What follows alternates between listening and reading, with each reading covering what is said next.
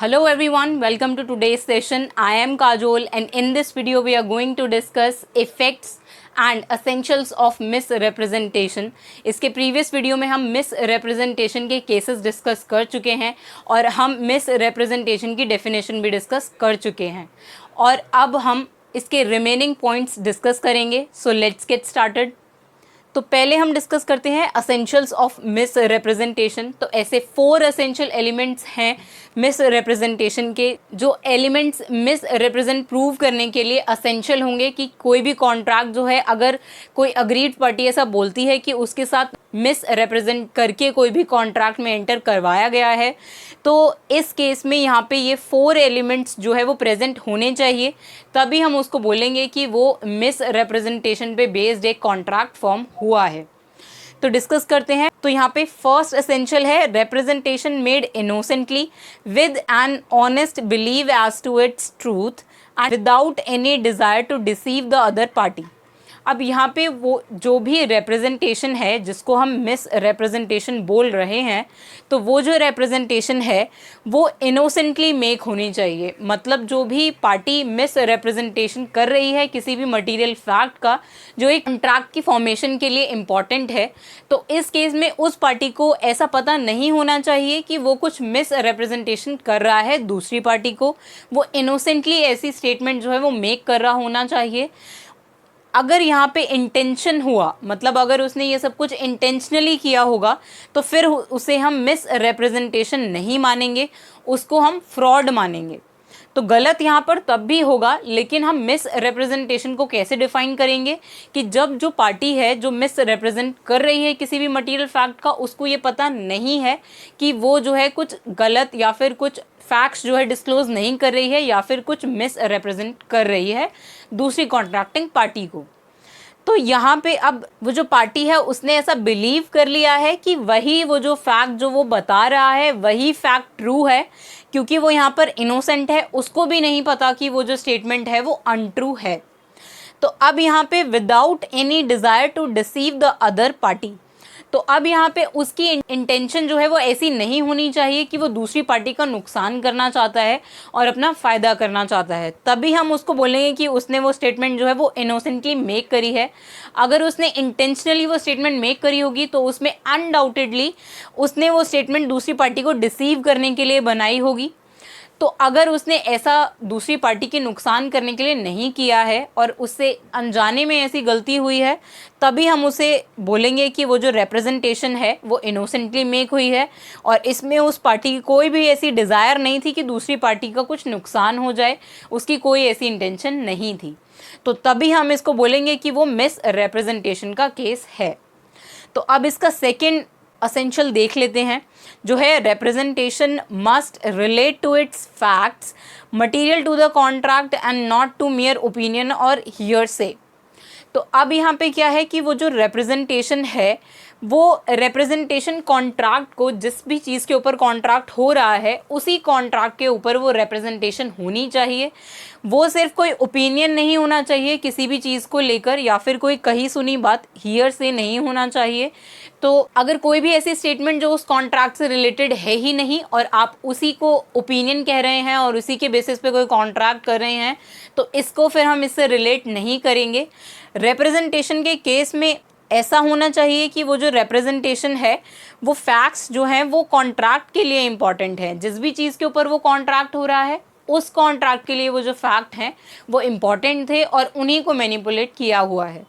तो अब ऐसा इनोसेंटली होना चाहिए, ये हमने देख लिया, और वो जो फैक्ट है वो कॉन्ट्रैक्ट से ही रिलेटेड होना चाहिए. और यहाँ पे वो किसी का ओपिनियन, मियर ओपिनियन मतलब सिर्फ कोई ओपिनियन, और हियर से मतलब कोई भी कही सुनी बात जो है वहाँ पर नहीं होनी चाहिए. तो तभी हम उसको मिस रिप्रेजेंटेशन बोल सकते हैं. तो अब नेक्स्ट है इसमें रिप्रेजेंटेशन मस्ट बी और मस्ट हैव बिकम अनट्रू. मतलब जो भी किसी एक पार्टी ने मिस रिप्रेजेंट किया है किसी भी मटेरियल फैक्ट को, वो फैक्ट जो है वो बाद में अनट्रू हो जाना चाहिए, तभी हम उसको मिस रिप्रेजेंटेशन बोलेंगे. कि मान लेते हैं ए ने बी से कोई स्टेटमेंट मेक करी और अब यहाँ पे वो जो स्टेटमेंट थी वो अनट्रू प्रूव हो गई, तभी हम उसको बोलेंगे कि वो स्टेटमेंट जो है वो मिस रिप्रेजेंटेशन का पार्ट हो गई, उस केस में वो कॉन्ट्रैक्ट जो है वो मिस रिप्रेजेंटेशन पे बेस्ड हो जाएगा कि पहले वो जो उसने स्टेटमेंट बनाई थी वो बाद में अनट्रू प्रूव हो गई। दूसरी कॉन्ट्रैक्टिंग पार्टी को ऐसा पता चला कि वो जो स्टेटमेंट ए ने मेक करी थी वो अब अनट्रू है। तो इस केस में वो जो रिप्रेजेंटेशन है वो अनट्रू प्रूव हो जानी चाहिए बाद में, तो तभी वो मिस रिप्रेजेंटेशन का केस बन पाएगा।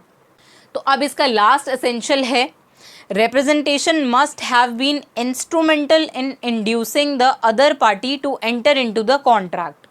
मतलब वो जो मिस रिप्रेजेंटेशन होगी, वो जो रिप्रेजेंट किया किसी भी एक पार्टी ने और उससे इंड्यूस हो गई दूसरी पार्टी उस कॉन्ट्रैक्ट में एंटर होने के लिए, तो तभी हम उसको मिस रिप्रेजेंटेशन बोलेंगे। मान लेते हैं ए ने यहाँ पे ऐसी कोई रिप्रेजेंटेशन दिया बी को, और अब यहाँ पे उस स्टेटमेंट को देखकर, उस रिप्रेजेंटेशन को देखकर बी यहाँ पे इंड्यूस हो गया, मतलब वो एनकरेज हो गया उस कॉन्ट्रैक्ट में एंटर होने के लिए ए के साथ, तो फिर इस केस में हम उसे बोलेंगे कि वो मिस रिप्रेजेंटेशन का केस है। और यहाँ पे इसीलिए दूसरी पार्टी का ऐसा इंड्यूस होना इम्पॉर्टेंट है कि उसी एक वो जो अनट्रू स्टेटमेंट है उसी को लेकर जो दूसरी पार्टी है वो उस कॉन्ट्रैक्ट में एंटर हुई थी, तभी हम इसको मिस रिप्रेजेंटेशन का केस मानेंगे। उसमें उस स्टेटमेंट का ही इंस्ट्रूमेंटल रोल होना चाहिए दूसरी पार्टी को इंड्यूस करने के लिए, एक कॉन्ट्रैक्ट में एंटर होने के लिए। तो यही 4 असेंशियल्स हैं जो मिस रिप्रेजेंटेशन में इम्पॉर्टेंट है। अगर इन चारों असेंशियल में से कोई भी एक अगर फुलफिल नहीं होता है किसी भी एक कॉन्ट्रैक्ट में, तो फिर हम उसको मिस रिप्रेजेंटेशन नहीं मान सकते। अगर यहाँ पे ऐसा होता है कि वो इनोसेंटली नहीं, किसी भी एक पार्टी ने जानबूझकर इंटेंशनली वो एक्ट जो है वो परफॉर्म किया है, तो उस केस में वो मिस रिप्रेजेंटेशन नहीं होता। उस केस में अगर इंटेंशनली कोई एक्टिविटी परफॉर्म हुई है तो उसे हम फ्रॉड कहते हैं। तो हम फ्रॉड के हिंट्स अभी इसीलिए डिस्कस कर रहे हैं ताकि जब हम फ्रॉड डिस्कस करें तो उसमें हम उसको मिस रिप्रेजेंटेशन के साथ कंफ्यूज ना कर दें। तो इसीलिए यहाँ पर ये डिस्कस करना और ये डिफ्रेंशिएट करना इम्पॉर्टेंट है कि जब अगर कोई भी एक्ट जो है अगर वो इनोसेंटली मेक हुआ है तो वो मिस रिप्रेजेंटेशन होगा, और अगर वो इंटेंशनली फॉर्म हुआ है, दूसरी पार्टी को डिसीव करने के लिए फॉर्म हुआ है, तो उस केस में वो फ्रॉड बन जाएगा। तो अब इन कंडीशंस के बाद हम अपना last topic of miss representation discuss करते हैं, जो है इफ़ेक्ट्स ऑफ मिस रिप्रेजेंटेशन, कि मिस रिप्रेजेंटेशन का क्या इफ़ेक्ट पड़ता है किसी भी कॉन्ट्रैक्ट पे। तो अब ये डिस्कस करते हैं। तो अब यहाँ पे जो भी अग्रीव्ड पार्टी है उसके पास 2 ऑल्टरनेटिव्स हैं जिनमें से वो चूज़ कर सकती है कि उसको कौन सा ऑल्टरनेटिव परफॉर्म करना है आगे। तो अग्रीव्ड पार्टी के पास 2 ऑप्शंस हैं यहाँ पे।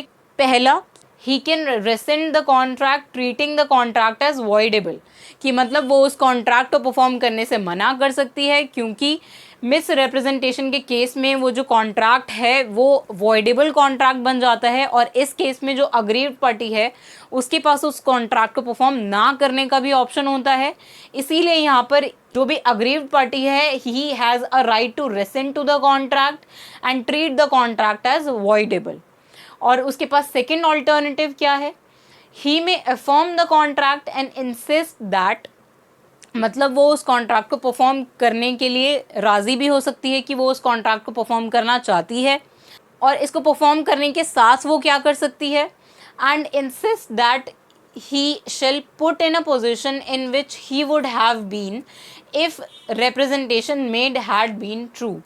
और वो ऐसा बोल सकती है, दूसरी पार्टी से इंसिस्ट कर सकती है कि उसको उसी पोजीशन में रखा जाए जिस पोजीशन में वो तब होता जब अगर वो जो रिप्रेजेंटेशन उसको मेक किया गया अगर वो रिप्रेजेंटेशन ट्रू होता, तो मतलब उसको वैसा ही अब उस कॉन्ट्रैक्ट को परफॉर्म करना है जो रिप्रेजेंटेशन उससे मेक की गई है, कि अगर वो रिप्रेजेंटेशन गलत नहीं साबित होती तो उस कॉन्ट्रैक्ट की जो भी कंडीशंस होती वैसी ही कंडीशन जो है अब परफॉर्म होंगी।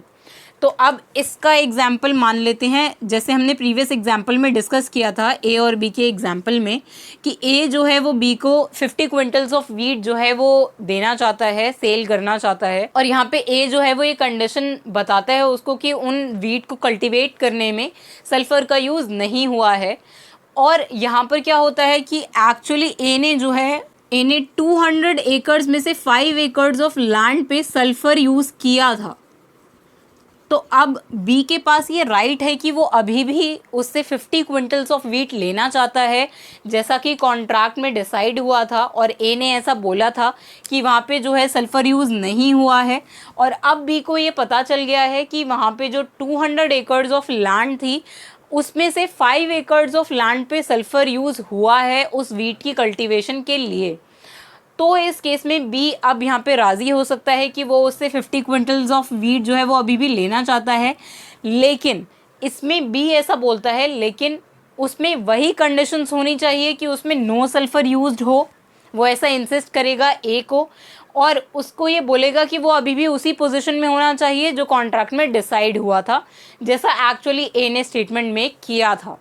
तो बी को अब बिना सल्फर यूज़ हुए कल्टीवेट किया हुआ वीट ही वो 50 क्विंटल्स ऑफ वीट में होना चाहिए। तो बी उससे ऐसा ही बोलेगा और तभी वो इस कॉन्ट्रैक्ट को आगे परफॉर्म करने के लिए हाँ बोलेगा। और इसमें एक कंडीशन क्या है कि misrepresentation doesn't entitle the aggrieved party to claim damages by way of interest और अदरवाइज फॉर एक्सपेंसेस इनकर्ड। मतलब वो उससे अग्रीड पार्टी जो भी है, मिस रिप्रेजेंटेशन में जो भी अग्रीड पार्टी है, वो डैमेजेस क्लेम नहीं कर सकती। उसके पास सिर्फ यही ऑप्शन है कि या तो वो अफर्म करे उस कॉन्ट्रैक्ट को परफॉर्म करने के लिए और वो ऐसा बोल दे कि जो पहले स्टेटमेंट मेक की गई थी जो कि ट्रू स्टेटमेंट होती, तो वैसे ही उसी कंडीशन पर उसको अब वो कॉन्ट्रैक्ट परफॉर्म करना है। तो अग्रीड पार्टी के पास सिर्फ इतना ही राइट होगा। तो आई होप आप मिस रिप्रेजेंटेशन के सारे कंडीशंस को समझ गए होंगे। तो अब इसके नेक्स्ट वीडियो में हम एक फ्रेश टॉपिक से स्टार्ट करेंगे। So that's it for this video. Thank you.